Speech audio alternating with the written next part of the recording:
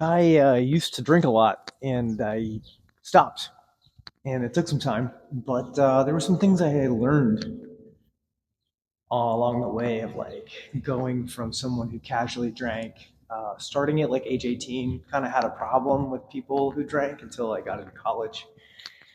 And then I lived this double life of like, yeah, people that drink are wasting time. And then I would like go drink and party. And, it's what we do to socialize, especially someone who went to college and got through that mess. But I became 30s, 20s, 30s, very normal to drink regularly. You just never think you have a problem with it. It's never bad until you realize that every day you're having a drink, every day. And for you to not have a drink requires effort. For you to not end the day with that reward requires some sort of like promise. And I noticed it when I had to start promising my fiance, now my wife. I would say to her in the morning, I'm not going to drink today. And then it wouldn't be an issue to not drink. I worked as a server and as a manager at a restaurant. And so whenever it was the end of the day, I was like, is it going to be beer, wine, or liquor? Like, take your choice. What's it going to be? And, this is kind of a fast forward of where I got when I turned the switch, when I stopped. And I knew that there was an issue. And I found that there was this way that I would definitely not drink for at least a day. And that was if I was accountable to my wife. And I woke up in the morning and I said, I'm not going to drink today because I promised her. I'll always break a promise to myself. I have no problem breaking a promise to myself. I think that that's the biggest issue we have, is that we don't want to promise anything to anyone else because then we're accountable. And when I found that out, I could use it as a tool. And so, like once or twice a week, I would say, I'm not going to drink today, or I'm not going to drink for 2 days. I even went one time for a birthday and I said, I'm not going to drink until my birthday. And it was a 6 week period. And it sucked until I could drink again. I was like, I'm just bored. So the real crux came when I realized that this isn't going away, and I didn't know exactly what I could do. Um, I'm not. I go to church, and I don't propone. I'm not like a proponent that everybody has to believe in Jesus or God to like be saved, but I do understand that there are things within my control and things that are without my control. And I did find myself casually praying because I didn't want to end up in AA. I don't want to be the guy sitting in a chair talking about my problem, because every time I do that, I just feel bad because people have problems worse than mine. And I wanted to figure this out, but I also knew that like I didn't have the ability. And so I kind of relied on prayer. And I think that spurred me into my answer. It started when I had quit drinking for 3 days. I promised my wife I wouldn't drink, and I made it to day three. Typically, at that point, you're like going to give yourself a drink because you can congratulate yourself for 3 days of sobriety. And I thought about, really like in a meditative mindset, I sat down and I thought, what would it feel like if you knew right now in this moment you will never have an alcoholic drink until the day you die? And I just meditated on that concept. I thought about it and I let it just sit in my brain, and I cried. I cried like I lost a brother. I cried like I cried for in a way that made me realize my relationship with alcohol is way too strong. It has too strong of a hold on me. And I had to talk to my wife about it, and I said, "Look, I'm crying thinking about not drinking. I don't know what to do other than stop completely." And I don't know if it was something about that unveiling of the real relationship I had with alcohol, but I said, I don't want to drink anymore. I'm just not going to do it. And I, made it from 3 days to a week to 2 weeks, 2 weeks to a month, and I struggled. It was not easy. It was there was a period of where you feel like I want to drink. Also, like that the period of, I've made it this far, I can quit again. I've made it this far. I don't need to keep going. I made it 2 weeks. Um, Me personally, I have an issue with things that are free. I love a good deal, and so I love free things. So the hardest thing would be if you're in a situation where there is no consequence. I have a ride home. I'm at a party with friends, feeling good, and all the drinks here I want are free. I can have beer, I can have wine, I can have a mixed drink. It's the holidays, and that's where it helps to fortify in your mind some sort of goal. And that goal was I have to go at least 1 year before I can consider drinking again. And I would say that the whole process was about 8 months before I stopped craving alcohol. 8 months before I could look at alcohol and say, fuck you.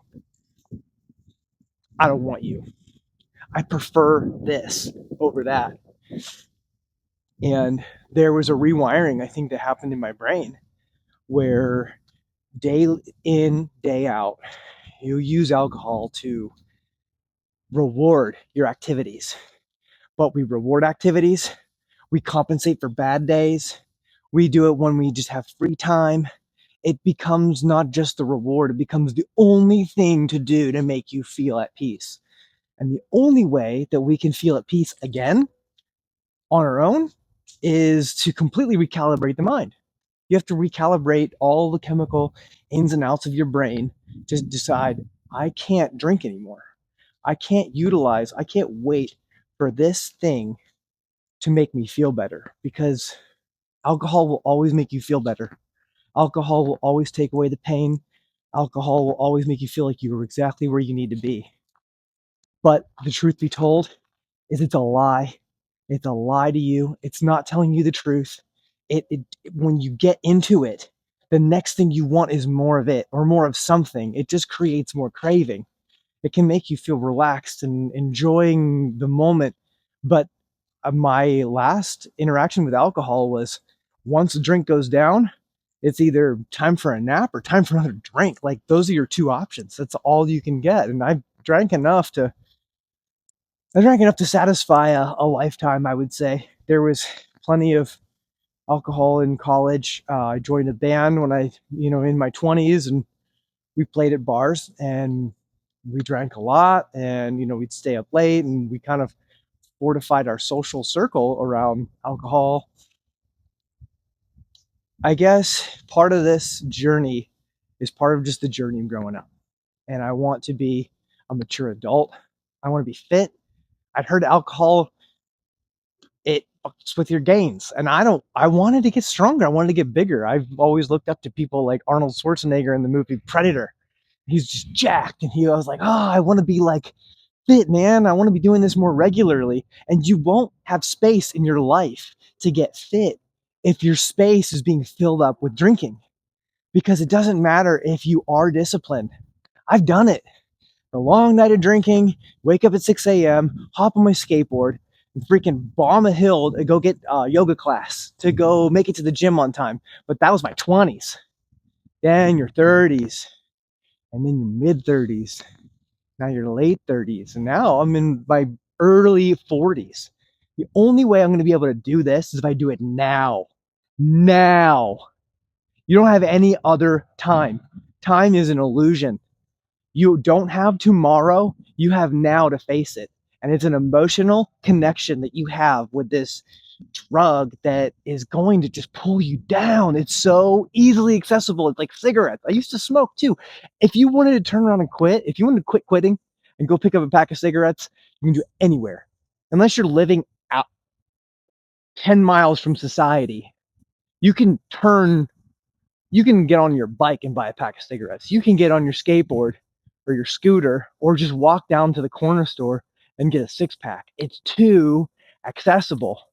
So that's where my two new long-standing rules of life are: control the controllables and have faith. Only two that are going to get you through it, because control the controllables puts all the responsibility on yourself. There's no reason why you have to feel bad about being wrong, because we all make mistakes. But you have to take responsibility for being wrong and saying, I can control this. I did it. I shouldn't have. It's gone this far, and I'm going to stop it and have faith. I had a friend, and he'd quit drinking, and he's like, "What am I supposed to do whenever I'm with all my friends, and we're out at camp, and I'm not going to just I'm going to want to drink then." I'm like, "But is that happening right now? Why not wait to make that decision when you get there? Better to establish your relationship with alcohol where you're in control first and then make it situational later, because those situational moments, that's your brain fighting with you, so you'll drink now. Like, man, there's gonna be a wedding in a couple of months. I can't be quitting drinking whenever everybody's gonna be hanging out. We're gonna have such a good time. You have to be able to say, look, today's a boring day. I got nothing. I didn't do anything. I don't deserve reward. It wasn't a terrible day. I'm not relaxing. Like, it's a normal day. So what can I do to save my money, save my time, save my energy, and work towards my next better goal? So if you've ever thought about quitting drinking, I highly recommend meditation, prayer, um, and really being able to make yourself accountable to somebody you love. So if you can go to somebody you love and say, I'm not going to drink for today. Today, I'm not going to drink. I'm going to make it a whole day. That's fine. I'm not going to have a single beer. Like, for me, it was just a beer or two. Maybe I would have like a beer at the end of the night, or I'd get like a tall boy or something like that. I'd put one or two of those down, and the next night I'd just go pick up another tall boy. I was at least good enough to not buy a full 6-pack, knowing that I'm going to put down 5 of those, and I have one to start me off for the next day, so I'll get another 6-pack. But be accountable to somebody you love, and make sure you vocalize your goal to them. I would say that's definitely the first thing that helped me out. And then meditate, pray if you pray, to have you pray to reveal to you what your relationship with alcohol really looks like. Because when you look at it dead in the eye, if you're at where I was at with it, you just got to turn it down. It doesn't do anything for you. And honestly, after a year, I was like, fuck alcohol. I don't want it. I don't need it. I don't want anything to do with it. I will drink an NA beer any day. I love that. Taste is great, but if I didn't have NA beer, I'd just drink coconut water, kombucha, sparkling water, anything. Like, your taste, your relationship to that feeling of the alcohol goes away. It takes time. It's not fun. But you'll also see a lot of body pain go away if you're my age. And if you're young and you're already starting into this, I understand what it's like to drink and not feel bad. But just know, it'll come right back to here. You'll see those guys, man, guys on the golf carts, and like the guys that are sitting at the freaking Wingstop pizza shop staring at the sports screen, fucking sucking down a couple beers. Like, it doesn't take much time. It's 10 years and a nice little injury, sports injury, to put you right into that seat. And that's a beer gut, and that's, cirrhosis of the liver, and that's diabetes. Just stay away. Stay the fuck away from it. Just the best thing to do. uh, I think that when you're young and you're energetic, you need to learn how to be social. It's also something that's kind of hard, and we use alcohol as a buffer. That's a trick. If anyone had any feedback on that, I'd love to know. Like, I have never really had too much trouble being in social situations. I can sit in an uncomfortable situation for 10, 15, 20 minutes. Typically, that's all it takes before it feels more comfortable. So I always just use that. Like, you go to a party, you don't know what you're doing, just stand around.